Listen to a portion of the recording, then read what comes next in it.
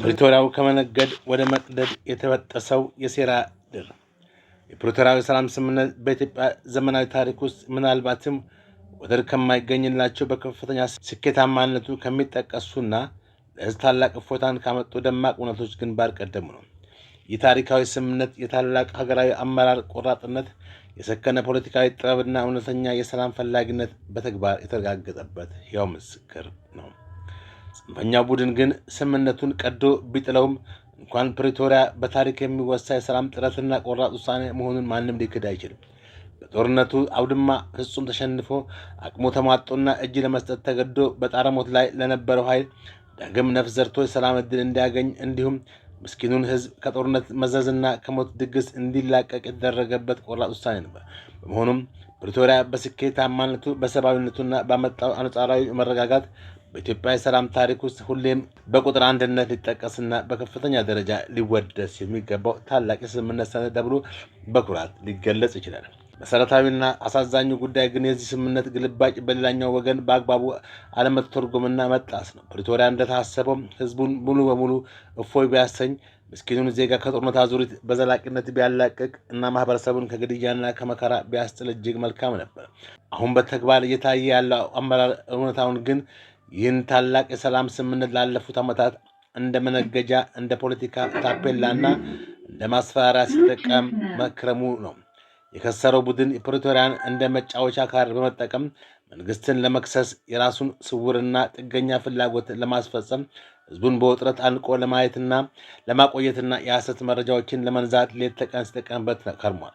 የህገወጥ ቡድን የፕሪቶሪያ ስምምነት ዳግመኛ ተንፋሽ እንዲተነፍስና ከሞት እንዲተርፍ ማድረጉን ተገንዝቦ ለሰላሙ ውለታ እውቅና መስጠት ሲገባው ጭራሽ ህዝብን ዳግም መከራ ውስጥ ለመክተት እንደ አዲስ የፖለቲካ ቁማር ካርድ እንዳገኘ ሁሉ በስምምነቱ ጥላ ስር ተደብቆ ያረጀ የፖለቲካ ቁማሩን ሲሰራ ከረመ።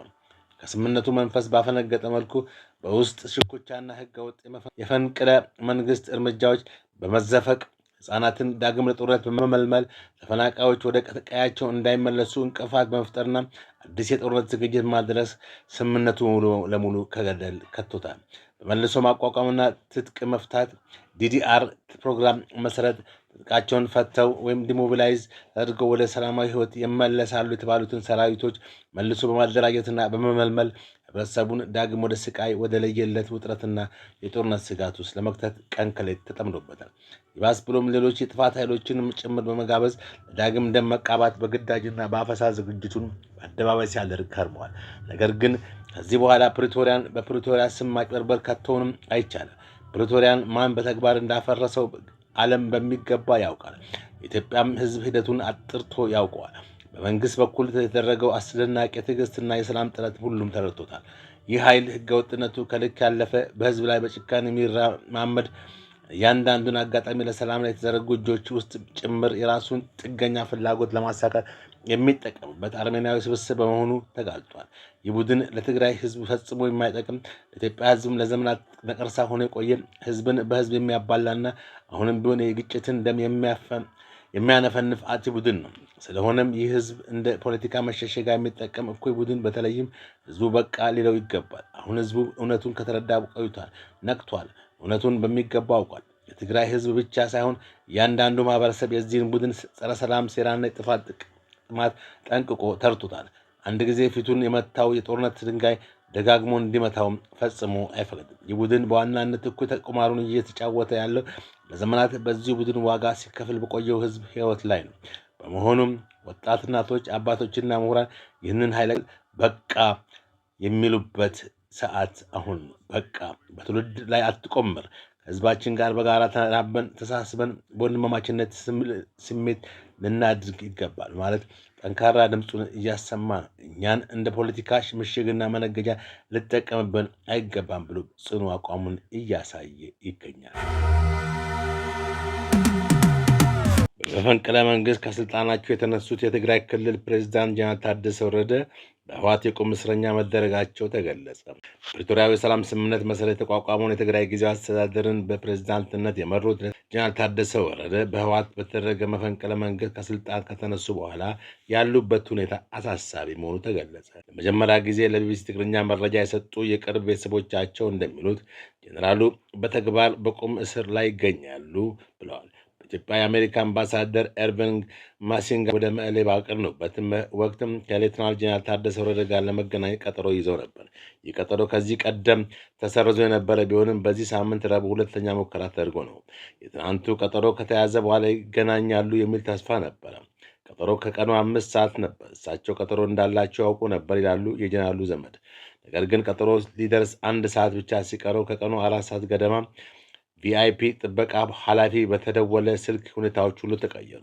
ለጀነራሉ ጥበቃ አሽከርካሪዎችና ረዳቶች የተላለፈ አስቸኳይ መመሪያ፣ ምንም አይነት አጀብ አታድርጉ፣ ምንም አይነት እንቅስቃሴ አታካሂዱ፣ ተሽከርካሪዎች አይንቀሳቀሱ፣ ይህንም ለራሱ ለጀነራል ታደሰ አሳውቁት። ይህ ትዕዛዝ ከተላለፈ በኋላ ማንኛውንም እንቅስቃሴ ብታደርጉ ሊያስቆማችሁ የሚችል ሌላ ኃይል ይመጣል አሉ።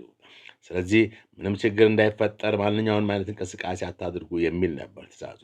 የጥበቃ ኃላፊው ይህንን ትዕዛዝ ሲያስታውቃቸው ጀነራል ታደሰ ወረደ ድርጊቱን እንዳልተቀበሉትና እኔ ራሴ መኪና ነድቼ እሄዳለሁ ማለታቸውን የቅርብ ቤተሰባቸው ገልጸዋል።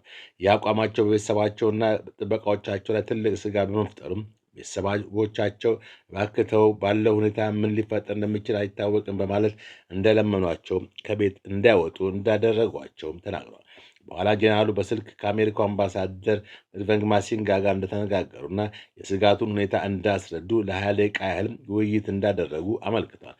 የስልኩ ውይይቱ ዝርዝርም ይዘት ግን አልታወቀም። አምባሳደር ማሲንጋ ከሌሎች የክልል ባለስልጣናት ጋር ተወያይተው ቢመለሱም የጀነራሉ ሁኔታ ግን በከፍተኛ ሁኔታ እንደሚያሳስባቸው አንድ ለጉዳዩ ቅርብ የሆኑ ምንጭ ገልጸዋል።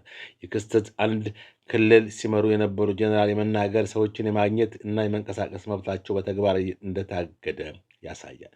ቢወጡስ ኖሮስ ምን ያጋጥማቸው ነበር ሲሉ ጥያቄ ሰንዝረዋል።